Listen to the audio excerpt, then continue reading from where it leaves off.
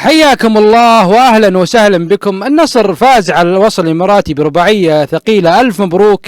كان واضح الفارق الكبير بين الوصل والنصر. توقعنا ان الوصل يعني يسوي شيء، لكن ما جاب شيء ولا هدف في المباراه. نادي مكانك راوح. المباراه كانت سهله جدا على النصر، وباقي خطوه للنصر ويصل نهائي البطوله القاريه، نهائي الاسيوي. وهذه فرصه للنصر يعني يسعد جماهير المتعطشه من الالقاب المحليه والخارجيه. يعني النصر صار له سنوات ما حقق شيء، لا خارجيا ولا داخليا. صار لهم سنوات يركضون في الملعب، وفي نهاية الموسم 0 بطولات. يعني إذا حقق النصر الآسيوية بيكسر حاجز المواسم الصفرية اللي عاشها مع الجمهور النصراوي الحزين. وكأننا لاحظنا أن جمهور النصر ونادي النصر كأنهم خجلانين من اللعب في بطولة الاتحاد الآسيوي ياليو آسيا، مع العلم أنها بطولة رسمية معتمدة من الاتحاد الآسيوي. يعني إذا حققها النصر بتحسب ضمن البطولات بصفة رسمية، وحققوها أندية كثير قبل النصر، يعني مثل العهد اللبناني حققها مرة، يعني بزماناته العهد اللبناني حققها كثير وفرحوا فيها كثير بلبنان. جابوا البطولة هنيك عندهم بلبنان عن جد. والمحرق اللبناني بعد حققها، المحرق البحريني حققها، والقادسية الكويتي حققها، والقوة الجوية العراقي حققها. يعني ما فيها شيء إذا حققها النصر، بتحسب لا بصفة رسمية بطولة معتمدة. حتى جسس صرح قال ولا نادي سعودي حقق يلو آسيا ونهدف إلى تحقيقها. يعني جسس مصمم على تحقيق البطولة، وهي بطولة ما فيها شيء. يعني ليش يستحي جمهور النصر منها ما أدري. يعني بطولة يفتخر فيها أي نادي صغير يحققها. وفي صورة شفتها غريبة من المباراة، يعني مارتينيز وانجلو مطلعين لسنتهم، يعني كان فيه استهتار في البطولة. يعني استهتار اللاعبين هذا يخلي جسس يزعل عليهم ويغضب عليهم. جسس معروف مدرب صارم على اللاعبين، يعني استهتار اللاعبين يضيع كل شيء. اللاعبين هم أدوات المدرب في الملعب، واستهتارهم يهدم كل شيء بناه جسس على مدار سنة كاملة. يعني أكيد جسس بينبه اللاعبين على عدم الاستهتار بأي خصم يقابلونه عشان يفوزون يحققون بطولة تسعد الجمهور المتعطش.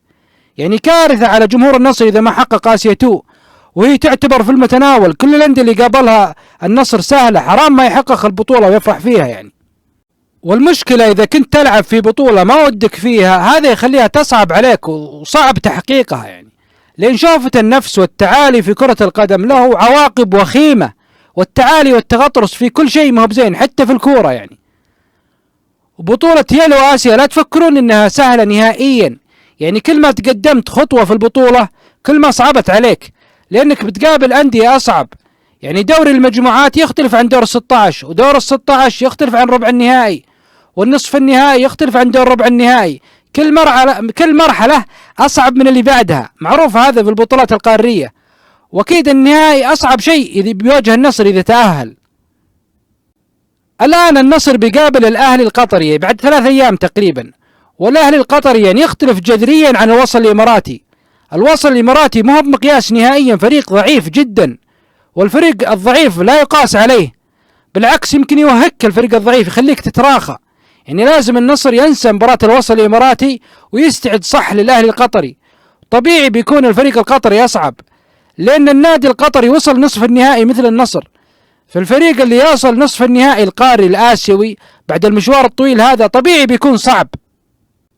وإذا مشت تمام أمور النصر وفاز على الأهلي القطري بيتأهل للنهائي القاري وبيقابل غامبا أوساكا الياباني. والنادي الياباني حسب الإحصائيات صعب وقوي، لأنه في الدوري الياباني ترتيب الوصيف المركز الثاني، ومعروف الدوري الياباني من أقوى الدوريات في آسيا، ونادي بالمركز الثاني معناته عنده نجوم.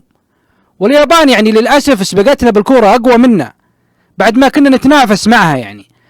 يعني إذا لعب المنتخب السعودي مع المنتخب الياباني نحط إيدينا على قلوبنا لا تصير فضيحة ونتيجة تاريخية. والمباراة ما راح تكون سهلة على النصر نهائيا إذا وصل للنهائي وقابل الفريق الياباني، حتى لو كانت بأرض النصر، لأن الأندية اليابانية تلعب أفضل بأرض الخصم. يعني وأكبر دليل نادي الهلال سبق يعني لعب نهائيات مع أندية يابانية وفاز وخسر منها. يعني الهلال لعب مع اوراوا أكثر من مرة نهائي آسيا، فاز في واحدة وخسر 2. يعني بيكون اختبار صعب على النصر مع النادي الياباني بين أرضه وجمهوره إذا وصل النصر للنهائي القاري. طبعا النصر السنة الماضية طلع من النخبة الآسيوية من فريق ياباني، والعجيب بعد أن النصر إذا وصل للنهائي الآسيوي بيكون جاي من مشوار صعب في الدوري وقتها. يعني لأنه بيلعب قبلها مباريات صعبة في الدوري، بيلعب مع الأهلي والقادسية والشباب والهلال، والنهائي الآسيوي في 16 مايو، ومباراة النصر مع الأهلي والقادسية والشباب والهلال كلها قبل 16 مايو.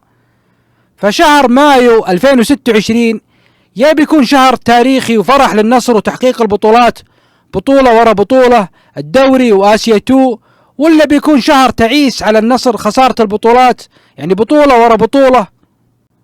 والحقيقة المرة أن رونالدو تعب يعني كثير مع النصر، حاول يحقق بطولات وإلى الآن ما حقق شيء رسمي مع النصر، والصراحة خيبة أمل كبيرة رونالدو إذا أنهى موسم الثالث مع النصر بدون أي بطولة.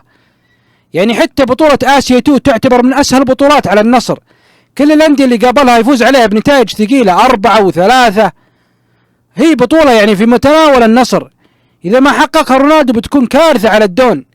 يعني موقف الدون صعب جدا مع النصر كلاعب أسطورة حقق كل شيء في أوروبا مع مدريد ومع مانشستر ومع اليوفي، دوري الأبطال، الدوري الإسباني، الدوري الإنجليزي، والسوبر الإيطالي مع اليوفي، وحقق إنجازات شخصية على المستوى الشخصي، أفضل لاعب في العالم أكثر من مرة. فموقف صعب يختتم مشواره مع النصر ب0 بطولات. يعني حقيقة ما في شيء أقوى من تشويه تاريخ الأسطورة رونالدو، نفسيا صعب يعني على أي لاعب يعيشه اللي عاشه رونالدو، يختتم تاريخ المجيد ب0 بطولات. يعني منافسه التقليدي في الإنجازات العالمية اللاعب الأرجنتيني ميسي حقق كل شيء ولا زال يحقق الألقاب مع نادي انتر ميامي ويسجل أهداف ويجيب بطولات، عكس الدون يعني يسجل أهداف مع النصر لكن ما يحقق بطولات.